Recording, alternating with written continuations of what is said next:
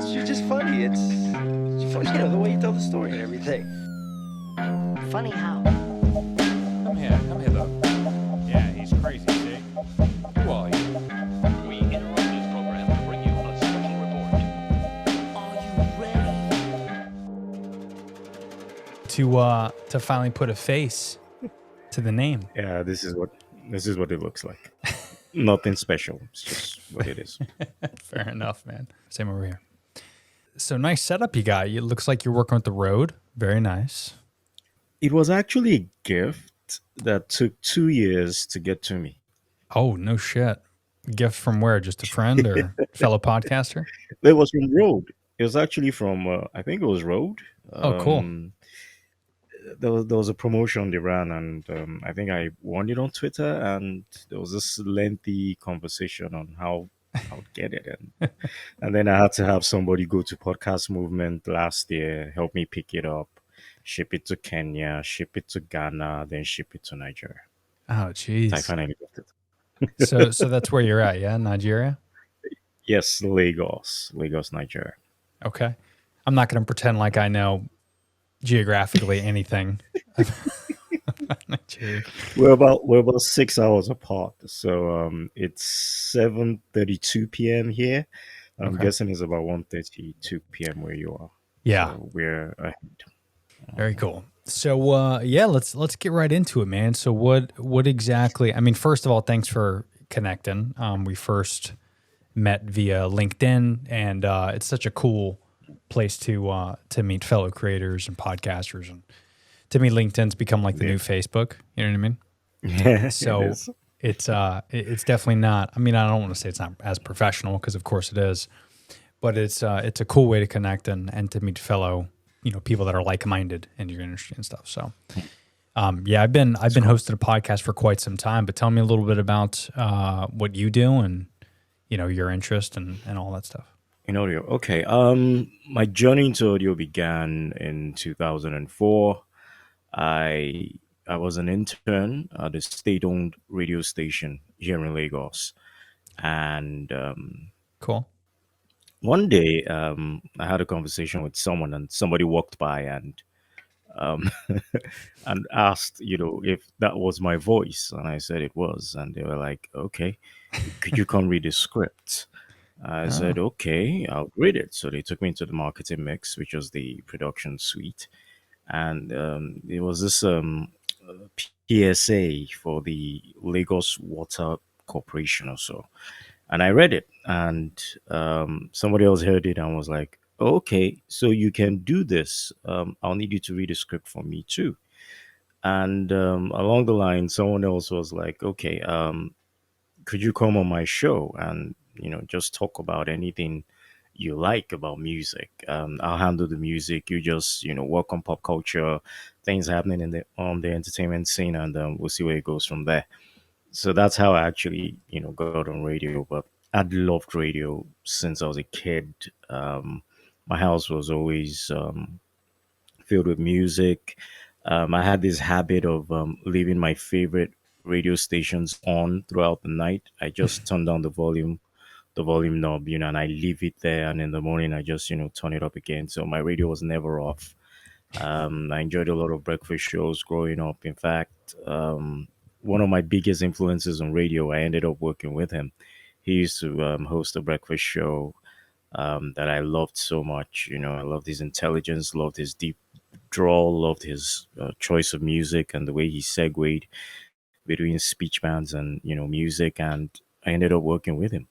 wow, that's Yeah, wild. so that yeah, it was. So yeah, 2004, I got in, and it wasn't paid. I don't think I started getting paid until I got a full job 3 years later. Mm. But yeah, my journey started on radio, and then podcasting started about 10 years ago. It was supposed to be a sort of transition from my time on radio. I was getting bored with how radio was being run. There was no excitement there Yeah. for me anymore, and I still wanted to do some things in the audio space, and then I didn't even know it was called podcasting at the time. I just Yeah, took because it some of was the ideas I already had. relatively new 10 years ago. Yeah, You know, yes, it yeah. was. So I took ideas of some of the things I was working on radio, and since I could produce myself, I put them together. Found there was SoundCloud, but before I started using SoundCloud, there was another Hawkshare. Yes. I So think I remember. Yeah, yeah, okay. Wasn't as big yeah, so I'll as what put SoundCloud is, but no, it yeah, wasn't. yeah. It wasn't. So I'll put my stuff on Hawkshare. I'll put the same stuff on SoundCloud, and then I think Wow. about 6 months down the line, I discovered Podbean, and that was when this whole thing with podcasting happened, and I was like, okay, whatever is happening in this space, I want to be a part of it. Whether I'm producing, whether I'm hosting, I just want to learn everything I can about the space, and I don't think I've turned back since. I'm not For sure. producing as much content as I was when I started, because I'm looking for different ways to just be in a position to represent the space here. Mm, One of the things affecting us here is access to information and awareness. I want to be the sort of person who's able to bridge that gap. So I've been I love spending that. more time. Yeah, I've been spending more time curating a newsletter, and then helping some other teams run their packages.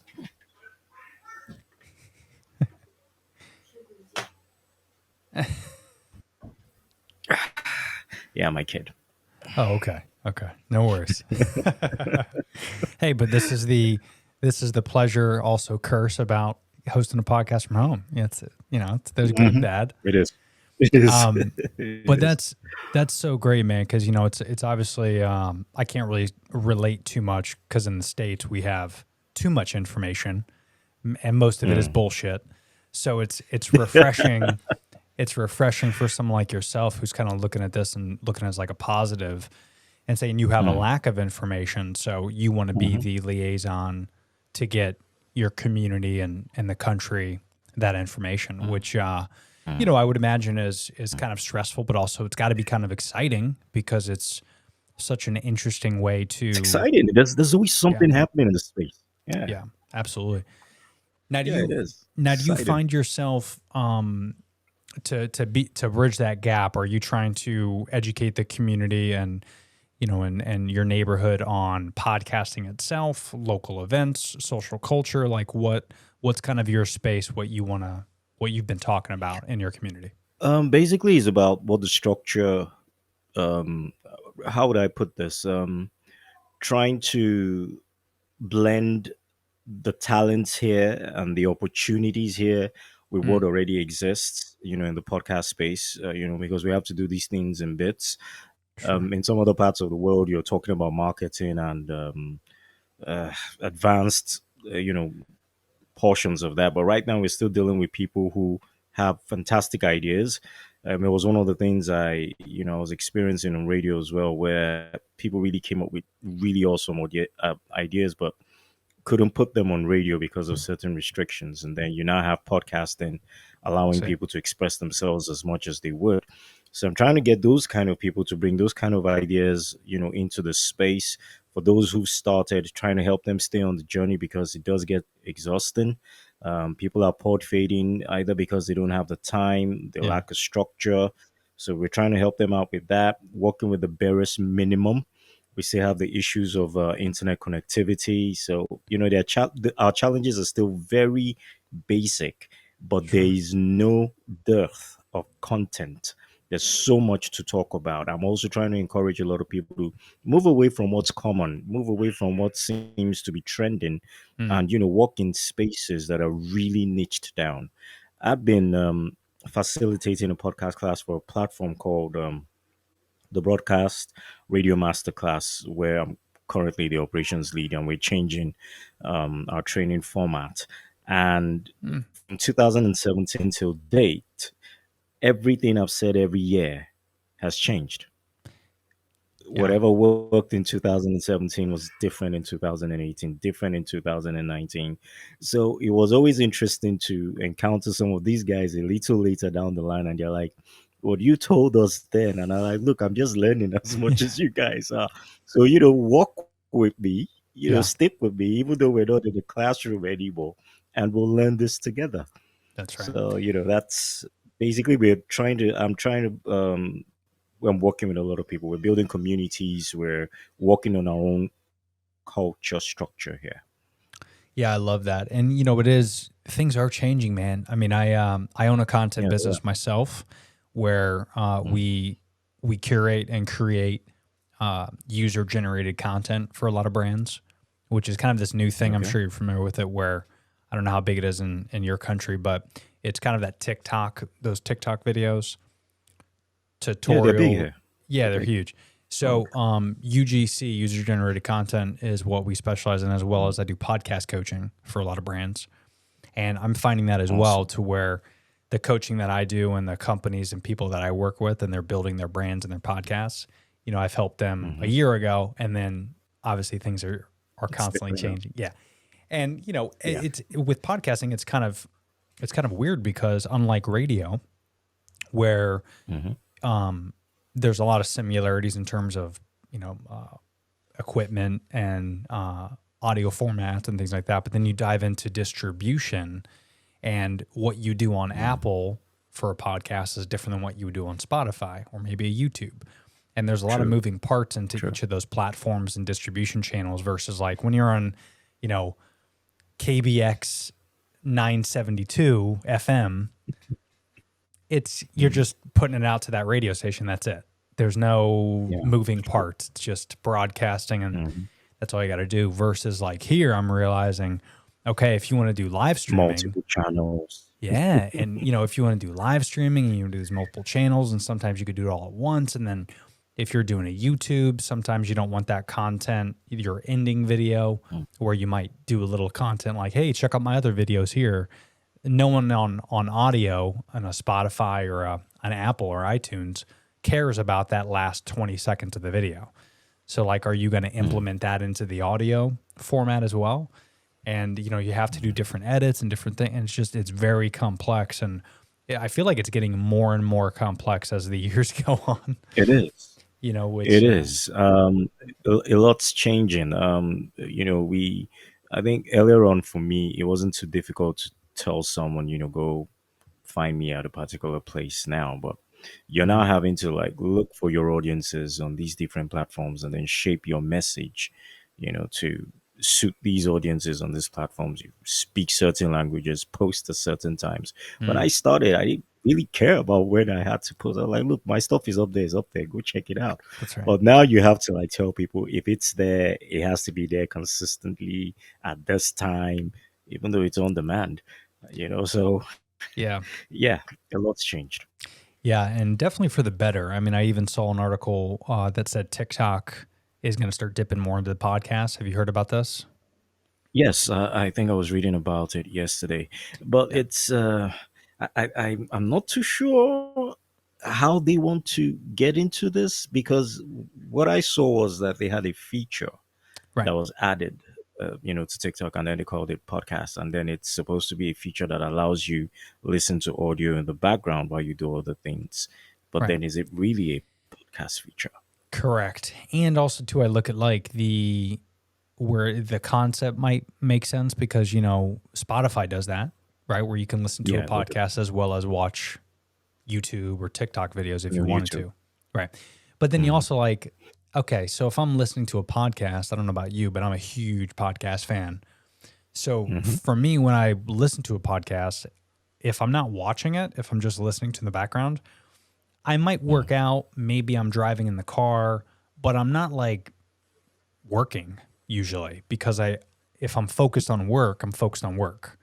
If I'm focused on the Okay. podcast, I'm focused on the podcast because typically my podcast, I want to consume the content, digest it, and it's usually useful information. It's not like I'm just listening to comedy podcasts where you can just have it in the background. Sometimes I do that, but most of the time it's like a podcast that I want to learn from. And True. I feel like if I'm watching TikTok and also listening to a podcast, I don't know if I'm soaking in that podcast as much as I could. No, So, I think I share your sentiments too. I have that issue, even though it's been one of the things we used to argue, in interest of podcasts that you can, listen while you do other things. But I've found it difficult myself to listen to a podcast I really like and not soak myself in it. that's right. Even if it's just me sitting down with my eyes closed, but I really want to concentrate on what I'm listening to when it Yeah. comes to a podcast. Yeah, and I even Yeah. found that because I've been having issues falling asleep lately. And by lately I mean like Ah, 10 years. Um but whoa, I was, that's a long time. yeah, I've implemented a That's lot a of long things, but time. a big thing is I cut out caffeine and alcohol, so I don't do that Okay. anymore, and that's helped a lot.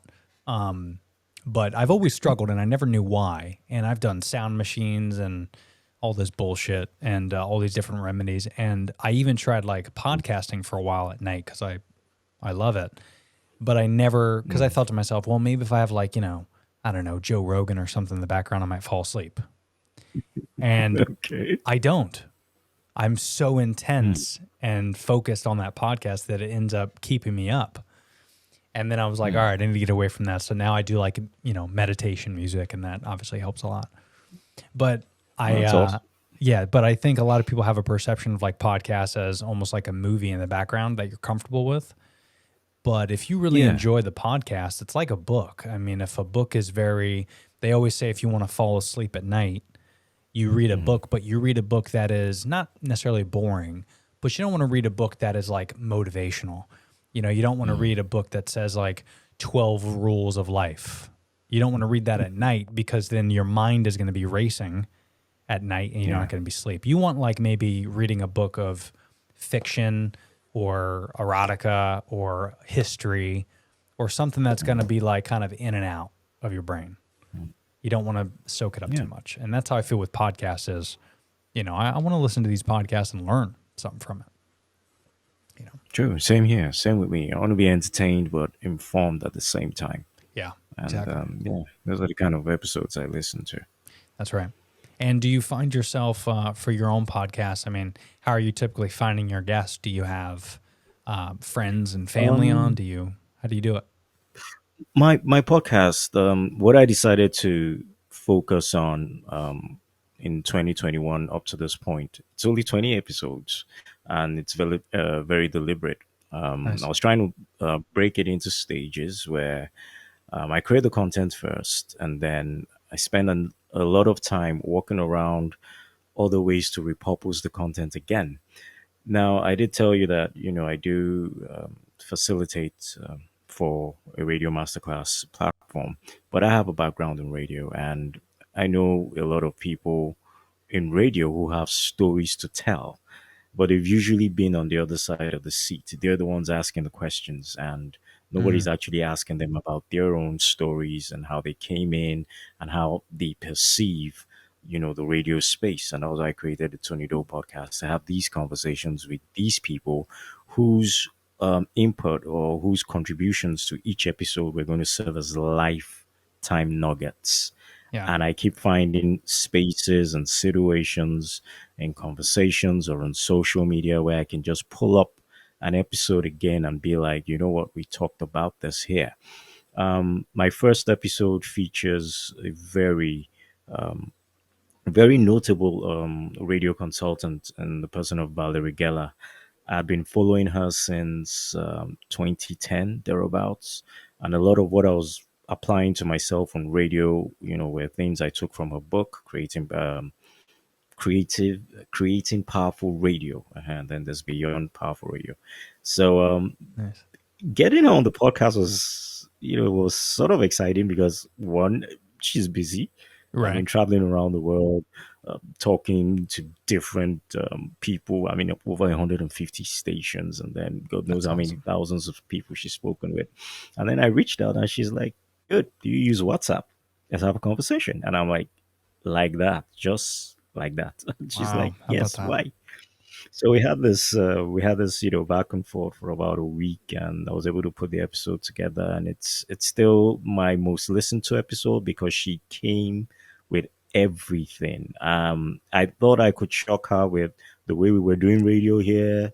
I got some of my former colleagues who were still active on radio to throw questions at me that I could throw at her and see whether we'll throw her off, if we threw her off balance. And she came with answers that were practical, and they took these answers and then applied them, and they came back and said, nah, she has to be the best thing, and we have to find a way to get her down to Lagos, Nigeria soon. So, I did that, and then I had conversations with other colleagues as well. I also spoke with Mike McVeigh, who's also been 40 years deep in radio, and Wow. yeah, I brought them in to like strike a balance so that I'm having conversations with people in my space and in my time, and then having perspectives from international broadcasters who've probably seen it all and are still very involved with what's happening today, struck Sure. the balance for me, and I just enjoy sharing those episodes over and over and over again. Yeah, man, there's something special. I talk about this a lot until I'm blue in the face, but there's something really special about podcasting that's different than radio.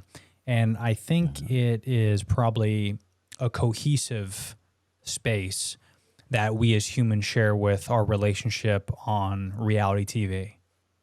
Where we think there's not obviously we know now that reality TV is bullshit. But Scripted, yeah. yeah, it's just good attention, right? But we look at like a Kim Kardashian show or all those bachelor shows and all that stuff that people consume. We like to be the fly on the wall. It's one of our it's this weird human interaction that we have where we like to be at our arm's length and we like to watch and judge and laugh and cry but we don't like to be that person usually.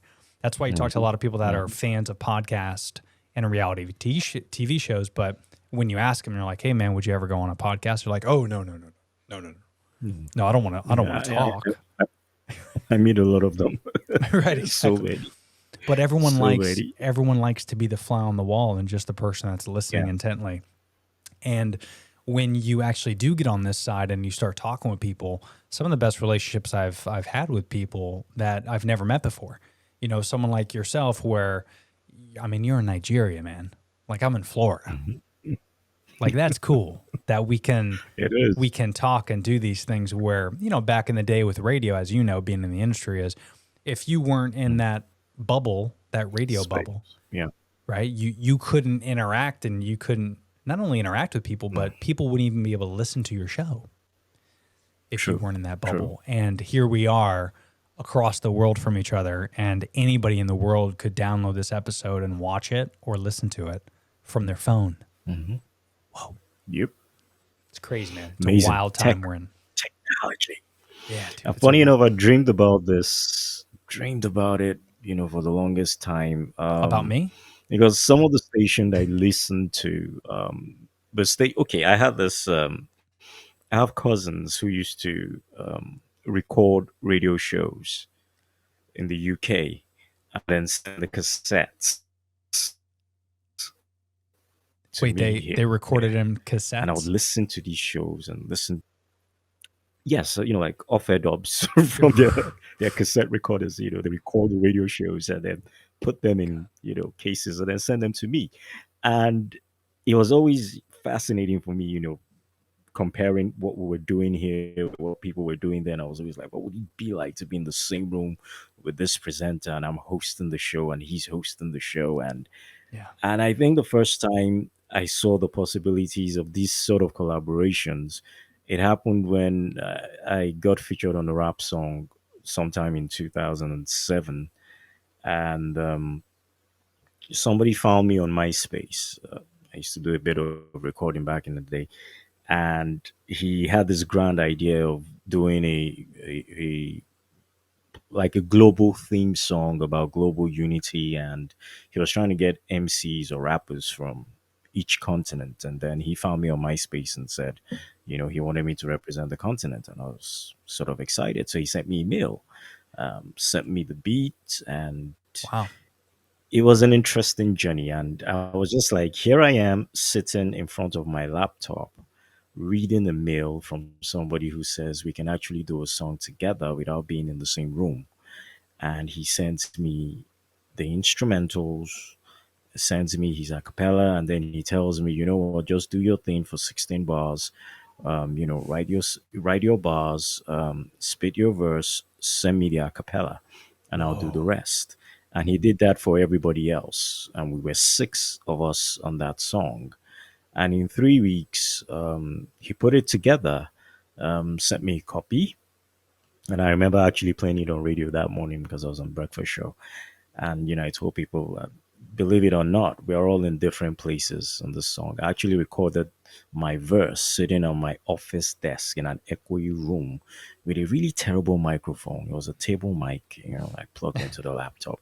But we had a bit of skill, so I had a way to work in post to boost my voice a bit. Yeah. And we were in different places, different studios. I made new friends, that era. And I think one of us is still very, very active in the hip hop space. He does a lot of live performances around the world. He was in Ghana, just in December, and it just opened my mind to the possibilities of what we could do with what we had Mm, if we took those chances. And look at what we're doing now, and yeah. here we It's are. yeah, man. It's crazy, and in such a short amount of time too. People don't understand that. Yeah, Podcasting is very true. new, obviously, and social media is even newer. Where social Hmm. media itself is only 2 decades old, 20 years, and now we're at the point to where like TikTok is the new YouTube, which is gnarly to think that YouTube is so new and everyone's on YouTube. But now I posted this video. I don't know if you saw it, but I read this article from Inc.com saying that TikTok just surpassed Google as the number one search engine. On search engine, I saw it. I saw it earlier. I Holy did. that's a big deal, man. It is, but I don't know how they're doing it. I really don't know how to use TikTok. It's I don't. it is It's an scary. acquired taste for sure. But I think what that article that article fails to mention is that Mhm. it's not necessarily 8 billion people on Earth that are doing it. It's only a certain generation of people, and that generation is the Gen Z, you know, and a True. little bit of millennials. So people like me, I mean, I'm over 37. I'm not using TikTok to search, but the vast majority of human beings with cell phones are the Gen Zs. They have I more think I cell should have this phones now conversation than with we. my niece. Yeah. Oh Yeah, yeah. I should have the conversation with my niece. She's 16, and she knows how to work around these things these days. So I'll ask Yeah. her. Yeah. And Yeah. yeah, I'll make I'd an be interesting topic. Yeah, I'd be curious to know. And also, too, you look at like your screen Yeah. time. I'm on TikTok maybe a couple hours a day, but I've met a Okay. lot of people that are on TikTok a total of 6 to 8 hours per day. That's a lot of Whoa. time. It And is. while I don't have the time to do that type of shit, I could see how it's consuming and it's easy to consume. And then you look at like even me, I'm only on TikTok an hour a day total. But Mm. how much am I on Google per day? It's not an hour. Mm. Right? So really, if you think Yeah. about the analytics of it, it's kind of believable that TikTok surpassed him because we're just not on Google as much as we were even 10 years ago. Where if you search True. for something and you want to know how to, I don't know, change your radiator in your car, you go to YouTube, right? You don't really do a Google search. You probably go to YouTube because you know there's going to be a tutorial. So I think because people are already on TikTok so much as it is, now they're just searching for stuff on TikTok. And we just don't think about it, I think, because everyone's on it. But I mean, it was the most downloadable and usable app the past 3 years in a row. It's Wow. unbelievable. It's huge. Yeah. And it It's also, crazy. it makes me think, Tony, what do you think about this? Is, we obviously dealt with the pandemic a lot differently, both of our countries. And Yeah. I don't think that social media would be as popular if the pandemic didn't happen. Like from Yeah. your country, I mean, what's your perspective on that? Because for me, we were all Um, stuck at home, and we had nothing yeah, to we do, were. It right? was the So same thing. yeah, It was the same thing. Interestingly, I'd gone back to radio in 2019. Um, I was programs manager for a radio station somewhere in the southeast, mm, which is far from where I actually live. And we were doing something really experimental with how we were, you know, reaching the community with the radio station. It's It's sort of like a hybrid station. It's a commercial station, but rooted in community and other activities. And when the pandemic struck, it changed a lot of things. Fortunately, one of the things I did while I was there was ensure that we had a strong digital presence because the parent station, the parent company that owns the station is in Lagos here, but we have like stations in Onitsha, Port Harcourt, Kanu, Abuja, and I wanted a situation where those of us in Onitsha, where I was, were just as competitive as the other stations in Kanu, Abuja, and Co. And Lagos was very big because the version of the station I was working with in Lagos is still number one to this day here in Lagos, and Wow. probably number one around, around the nation as well. So I was hoping to make Onitsha the exact replica of what we were doing in Lagos. And the only way to actually even make that happen was to ensure that people outside the state, people outside the transmission reach, could actually listen to us as well. Mm, So we didn't have a live stream at the time, but when I got in, we eventually got one. I got some of the really great portions of the shows and turned them into on-demand versions where people could go back and listen again. So that's great. by the time the pandemic hit, things were really that bad. So many of us were working remotely and then having to put our skills together, to utilize the digital assets we had to have a digital presence. And that's where social media came in. We kept letting people know what we were doing, how we were doing it, and it sort of worked. Yeah, it's quite powerful. Not just social media itself, but I mean, just the growth of it and what we're able to do and what we can do to connect with other people. And it's definitely it's been powerful for sure, at least here over the states. And I could see the growth and the potential of it. But it also is kind of dangerous as well. You know, that as much as we're spending time on these devices and we're spending time doing all the stuff, there's so many pros, but there's also just as many cons.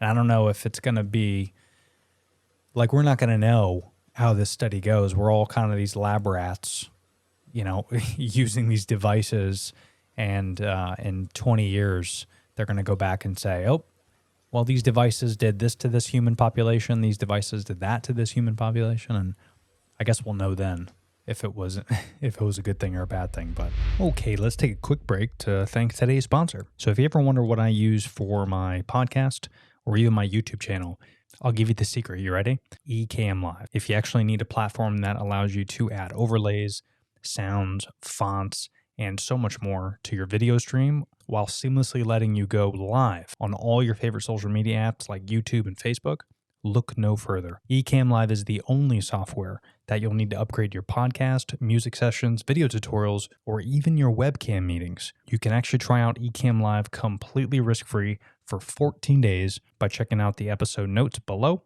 and click that little link to download it right to your Mac. Have fun, creators. And again, check out the episode notes for the 14-day free trial. You're literally, I don't even know how many miles. What is it, like 10,000 miles or something crazy? About that. Yeah. About that. It's a while. So the fact that we're able to have this with only one power outage, it's not horrible. No, it's not. But I didn't even realize, man. So we're at 33 minutes already. Oh, okay. Yeah, time's flying. But I got another podcast here in about 20 minutes. But I would definitely love to have you back on. We got a lot more I'm sure we could talk about. Or Okay. if depending on how your episodes go, I'd love to hop on your show as well, and you can take reign, and if there's any value I could bring to your listeners, that'd be great as well. Awesome. But I'm definitely curious. The one thing I wanted to what I'd like to do to ask all my guests before they leave is, Okay. what is one thing that you've learned this year that has made you a better human? It could One be thing anything. that I've learned this Yeah. year,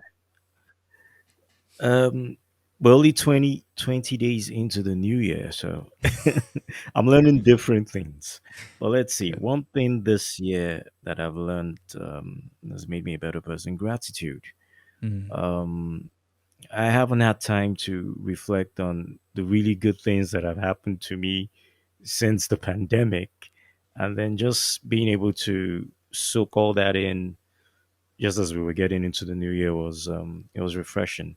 Mm. I've been hard on myself for a bit. I've been hard on my family, and I I got married almost 11 years ago. So December marked my 10th anniversary, and then not knowing it had been that long was really something to reflect on because Wow. it wasn't the easiest of circumstances. We have three kids, three wonderful kids, but we we got to a point where we really needed to start learning each other again, and then making it to that 10th year mark. There was a lot to be grateful for. I didn't have any templates or Mm. platforms to learn from. My parents were married, so there was a whole. It's a very fresh experience for me, and even from people who I looked up to, hearing their own challenges, and I'm like, oh, okay, so Mm. means mine. There's nothing wrong with mine. Then mine's good. So That's right. gratitude, really. Tony, that's Yeah. great, man. What a great piece of advice because I think we can all take a look at that and we can all be grateful, especially here in the States. I started this podcast by saying a lot of the information we get is bullshit. And I think Mm, a lot of that has to do with, at least here in the United States, we're very selfish and mm, we want everything right away. And when we don't get it, we get irritated and we take out our aggressions on people that either have the things we want or don't have the things that we have, and we like to rub it in their face. That's usually the two things that America's really great at. And I think if we all can all just sit back and say, forget about the materialistic stuff, forget about everything you think you want and all that stuff. If you could just understand what you have and just be grateful for that, mm. everything else works out because as you get older, you start to realize that all the stuff around us is just all a bunch of temporary bullshit. True, It's true, I forget what true. comedian said it, but I think it was Jerry Seinfeld actually.